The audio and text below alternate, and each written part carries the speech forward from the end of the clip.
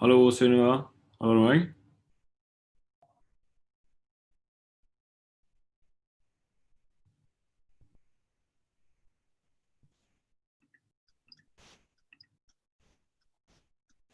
Hallo, hører du meg? Ja, nå hører jeg deg. Ok, er lyden grei, eller? Ja, den er fin. Så da Ja, synes jeg. så um, make you synes jeg. Vi kan ta på... Sånn. Kan du prøve å dele skjermen din? Ja. Det står at du er disabled. Attendee screen sharing. Nå. Hva nå? Sånn. Sånn. Ja. Så tar du den i fullskjermmodus. Sånn. Ja. Så nå er det streames det allerede direkte til YouTube. Så der er det sånn 40 sekunder delay da. Ja, ok. Så skal jeg bare nett se. Skal bare sjekke, vet du, vente litt, skal bare se at det ser greit ut. Ja, det ser fint ut. Oi, nå trykket jeg på den. Kanskje jeg kan følge med hvis det kommer sånne spørsmål og sånn, eller? Går ikke det? Ja, så jeg kan, når du er ferdig, så kan jeg ta og lese opp spørsmål til deg. Ja. Slipper du stresse med det når du snakker. Bare sånn at du er klar over at det er litt forsinkelse til mellom. Ja. Ja. Hva er grunnen til at dere har droppet Zoom? Skjedde det noe, eller? Ja, det var jo et forferdelig sånt Zoom-bombing på et møte vi hadde. Det var et ganske stort møte. Så alle amerikanere nekter å bruke Zoom. Ok. Men det er egentlig i orden nå, da, for de har på en måte tettet det sikkerhetshullet. Ja. Men vi gjør det bare på YouTube nå. Det er siste gangen dette er det beste. Altså. Ja. Men da bare slår jeg av lyden og stopper min video. Og så møtes vi klokka 11:15, ok? Yes. Da lar vi det stå sånn som det er. Ja. Ja, godt.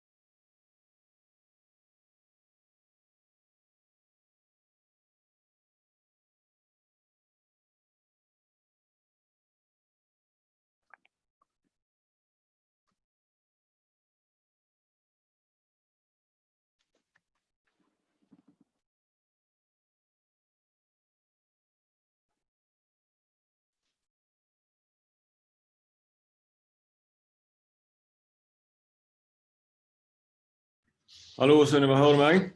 Ja.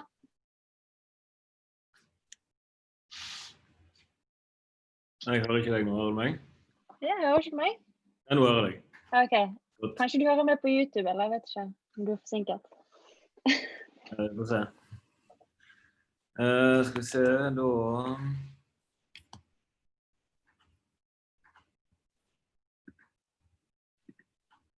Hallo Sunniva, hører du meg? Ja. Ja. Skal du bare lyne av pittet i begynnelsen, og så skal du få... Okay, so I think we start. I guess we're gonna speak English, Sunniva. Yes. So welcome everyone to this last snapshot this semester. Before you start, I just want to thank Neil, who has organized this semester. He's done a great job. And we will continue in August. So it's a long summer vacation, but I think there's a lot of exams and things going on in the coming weeks, so we'll be busy anyway. But I'm very pleased that Sunniva is going to present a work that she's done. So I just give the word over to you, Sunniva. Thank you, Jostein. So I'm not sure who is watching, so I thought I could introduce myself first. So I am a PhD student at GEO, and I am currently in my last year. And the work I'm presenting today is some work I just very recently started on about a month ago or so, and hope to send out for review just after summer. So I've done some paleo snaps before, mostly about the tephra. And today I'm presenting some work taking it one step further, actually using the tephra layers to say something about the reservoir ages in the North Atlantic. And here you have my co-authors. So this work is together with Margit, Haflidi, Sarah, and Trond at both the Norse and GEO. See if this works. Yeah. So the objectives of the study have been to use the FMSA2 tephra horizon to estimate marine radiocarbon reservoir ages in the North Atlantic during exactly the timing of this volcanic eruption, and thus provide a data set which can be used in future chronologies. And if we find, we can also look into potential differences in marine reservoir ages across this large ocean basin and try to discuss and figure out why they might have occurred. Yeah, so the ferromarine ash zone 2 is an eruption that came from the Hekla Vatnfjall Icelandic volcano. This is somewhat debated, but that's not the topic for this talk. And it was first identified as a marine horizon in sediment cores around the Faroe Islands in the early 2000s. And then later it was identified in the Greenland ice core, Angrep. And from there we have the date of about 26,740 years B2Ks, which would be 26,690 years before present. Climatically, it occurs during the cold Greenland Stadial 3, about 1,000 years after the onset of Greenland Interstadial 3. So yeah, climatically, what you should know is we are within a cold period during the last glacial. And one other thing about this horizon is that it's quite useful for the purpose of this study, because there's not many tephra horizons that are so widespread and actually occurs in the time frame of C14 dating, which is approximately the last 50,000 years. So over to C14 dating. So in quaternary geology, C14 dating is the go-to dating method, and it's based on the decay of C14 in dead organisms, and by measuring the remaining C14 in dead organisms and comparing this to the C14 content of the atmosphere at the time it was living, we can estimate at when it was last alive. But in the marine realm, we have challenges with this dating method, mainly because we have something called the marine radiocarbon reservoir effect, which is an offset in the C14 age between terrestrial and marine organisms, and causes an overall depletion of C14 in the ocean relative to the atmosphere. Essentially, this is because in the ocean we have water masses that move around, and it's not always in contact with the surface or with the atmosphere. Yeah, and also we have sorry. Also, we have variations of this effect, both temporally and spatially. Today, the global estimate of this effect is about 405 years, being the ocean is 405 years too old. But yeah, as I said, this varies both in time and space due to mainly climatic changes. So changes in sea ice cover, freshwater lid, or ocean circulation patterns, prevailing wind direction, and so on. But it also varies in space due to the ocean circulation. So here you can see, for example, how a model has estimated the variance of marine reservoir age back in time, and you can see that it varies quite a lot. And generally, the pattern is that you have older ages when you come into the glacial. But you can see that there is a large range, and this study aims to give a robust estimate using the tephra layer FMSet 2. Yes, so we want to use the tephra layer to calculate the marine reservoir age. To do this, we use the principles of tephra chronology.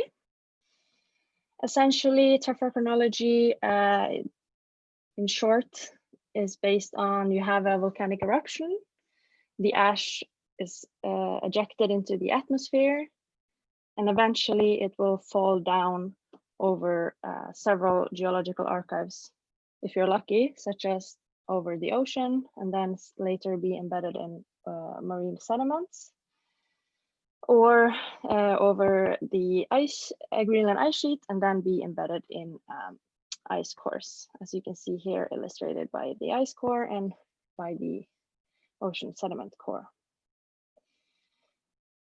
Volcanic ash is geochemically distinct, so using advanced measurement techniques, we can trace ash through different archives using the geochemical properties. And if you're lucky and you find the same ash in, say, the ocean and in the Greenland ice core, you can transfer the age from the ice core to the ocean, and then use this absolute age to say something about the marine reservoir age. So that is essentially what we have done in this study. Yeah, so that was it for some intro and background. Now over to our approach. And this would be essentially the outline for the rest of the talk. First thing we did was to identify the tephra in North Atlantic marine sediment cores. So this has been something I've worked on for years of my PhD for some of the marine sediment cores. But then we also in this study include already published records. But essentially the published records need to have both the FMSet2 horizon coupled with a C14 date from the same sample. Second thing we did was, yes, to collect C14 dates from foraminifera shell from the same sample as the position of the tephra layer. So in our study, we took dates from the exact same depth as the layer, but for some of the already published records, there's an offset of a few centimeters to half a centimeter or so. Yeah, then what we did was we compared the age of the FMSF2 layer to the AMS 14C date and calculated the marine reservoir age for each core site. And then we compared this new data set to modeled marine reservoir ages. And yes, in total we have 10 marine sediment cores within the study. So the first step was to identify FMSF2. So here you can see the sediment cores that are included in the study. The black dots are studies that are already published, whereas the yellow dots are the ones that I myself investigated. I've also here plotted the ice extent during this time, so around 26,000 years ago, just to give some background into where we are in time and space. Yes, so yeah, just some advertisement from my own publication. So this is where we published the data for these two yellow dots. And what is new actually in this study is the C14 dates from these sites, and also the compilation from the rest of the sediment cores. Yeah, the second step was to collect C14 dates from foraminifera within the tephra layer. We measured on the near surface water species and pachyderma, so our ages would reflect the ages in the near surface waters. And for our course, we picked from the exact same sample as the interpreted tephra layer depth. Although, as I mentioned, this is not the case for some of the already published cores where there's up to 8 centimeters difference between the tephra and the C14 date, but this is only for one core, and for the rest it's about half or 1 centimeter offset. Yeah. The step 3 was to estimate the marine reservoir age. And to estimate the marine reservoir age, the marine reservoir effect, we need to know the C14 age of the atmosphere at the time of the eruption. So as I said, the FMSF2 eruption occurred about 26,690 years before present. And if we go into the INTCAL calibration curve, at that time, the atmosphere had an age of about 22,449 C14 years. And the marine reservoir age would then be the difference in the measured 14C year or concentration of the atmosphere, and the foraminifera, that one from the foraminifera shell. Yes. Yeah, so we did this for all the 10 cores, and now I'm going to show you a table. So I'm not going to go through this in detail, but essentially this is the results of the study. So these are the sediment cores that I previously showed on the map. And here are the calculated marine reservoir age when you sample from INTCAL 13. About that, we are waiting for INTCAL 20. We hear it's coming out shortly. So of course, when that one is available, we will update the calculation. Yeah. Here is another way to plot the same results. So essentially what you can see is that we have 3 groups. In the Irminga Sea, we have very old reservoir ages. And then in the Denmark Straits, the south of the Faroe Islands, and also 2 of the sites west of the Faroe Islands, and then this site, the northern one, most of these are sort of in between, have relatively young ages or close to modern ages, and the sites closest to the ice margin and east of the Faroe Islands, or Faroe Shetland, sorry, Faroe Channel. And also the Norwegian site is show medium or ages around 1500 years or so.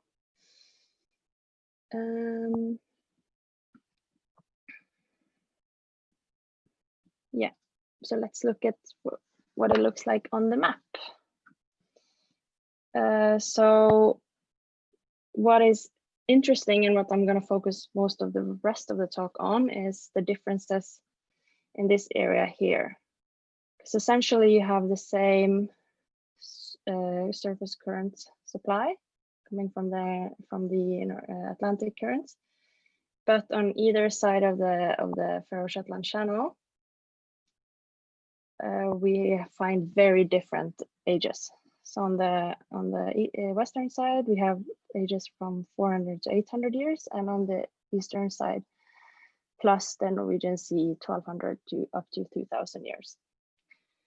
And we are puzzled by this, and we wonder why. So yes, we're going to discuss that later. And now, first, let's just quickly look at what the model would say. So this is the model that they use for the marine calibration curve from Butson et al. 2020. That's an updated version. So let's put a plot on our results. So what you can see is that the cores furthest to the east show a generally similar pattern as to what the model is projecting, whereas the model does not seem to capture these younger ages on the western side of the channel that goes through here. You can see that they have some sort of younger ages coming in here as a blob, but it does not seem to enter the Nordic seas, which is what we see in our data. About the Denmark Strait, it completely overestimates the marine reservoir age, and in the Irminga Sea, it underestimates the age. Yeah, so that was about the model. But yeah, let's go back to why we find different marine reservoir ages on either side of the channel. So again, the map, if you remember, we had older ages here and generally younger ages here. And if we first can look at how we can get old marine reservoir ages, the first one could be that you have a reduced or no ventilation, sort of a shut off between the ocean and the atmosphere. For example, sea ice or freshwater lead. You could have the input of old water from somewhere else, for example, from land, from the ice sheet, or from the Arctic. Reduced circulations, for example, a slowdown of AMOC. And you could have mobilization of an old reservoir coming from the below and up to the surface. Or general is that the source water coming in is just older. So let's look at these different these possibilities and see if we can explain the changes in reservoir ages around the Faroe Shetland Channel. So the first one, reduced or no ventilation with the atmosphere. It's possible, but I looked into the Delta 18O records from these cores and I could not find any evidence of a freshwater or sudden freshwater input at this site. There could be sea ice, but we have to remember that we have the tephra there, so somehow this tephra made it past the sea ice, so it could not be, it must have been in that case only seasonal CS. The second explanation, input of old water from Arctic or from the land, that's also possible. It could also explain why we get different ages on either side, because you would expect that the source of water would be the same, but then there is perhaps an extra mechanism that are making these ages appear older than these ones. So you could have some old water coming from land, or reduced circulation, for example, slow down or shut down of AMOC. It is likely that AMOC was weaker at this time, as it's found to be reduced during cold periods. But if the AMOC was weaker, it would not explain why you have differences on either side of the channel, I think, at least. Mobilization of an old reservoir to the surface from below. That is also possible and could be investigated by looking into C14 dates from benthic forams in this course. So unfortunately, that's not data that's available for all the course. And then the last one, source water from the south feeding into the Nordic seas, is not likely, I would say, as then you would expect to have similar ages at both sites, and does not really explain the difference between the sites. But anyways, this is my thoughts on this, and I'm very interested to hear if someone has another explanation or has a favorite explanation of all of these suggestions. So please share. And yeah, that was it. Thank you. And with this picture of Hekla, which we would like to thank for giving us the Faroe Marine Ash Zone 2 horizon, I thank you and wish you all a great summer, I guess. This is the last Paleo Snap.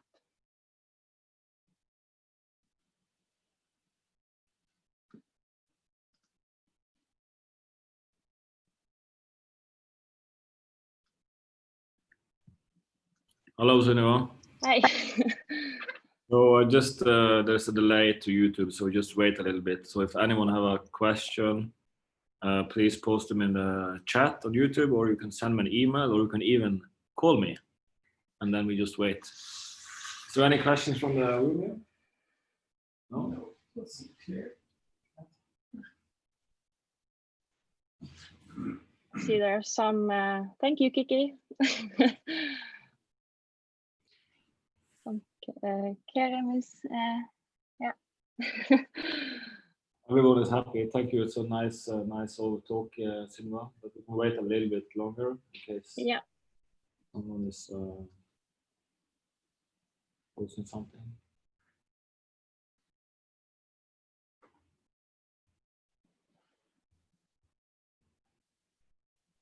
I don't see any questions, so I think we just end a meeting here. Yeah, can I just say, there is a question. Yes. How many occurrences of old ages are there through time? So generally in the cold periods, the ages are up to 2000 years. I've read some in the literature. Basically in the Heinrich stadials, it's around 2000, Heinrich 4, around 2000. And also during the deglaciation, there's huge differences. But there's not been any estimates on exactly the time period I've been working on. If that answers the question.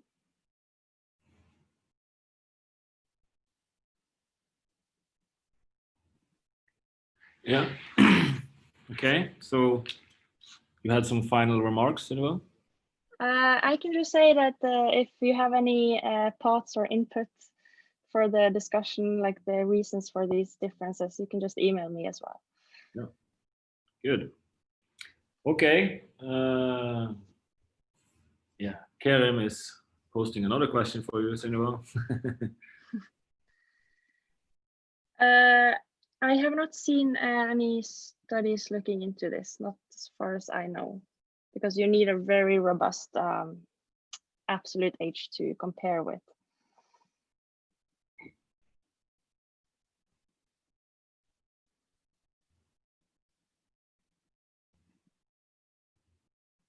It's really difficult when it's this delay, so you just have to wait a little bit more, maybe. Yeah.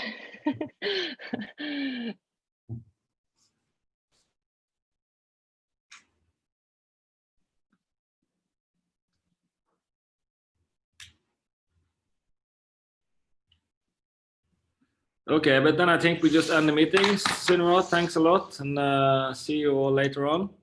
Bye-bye. Bye.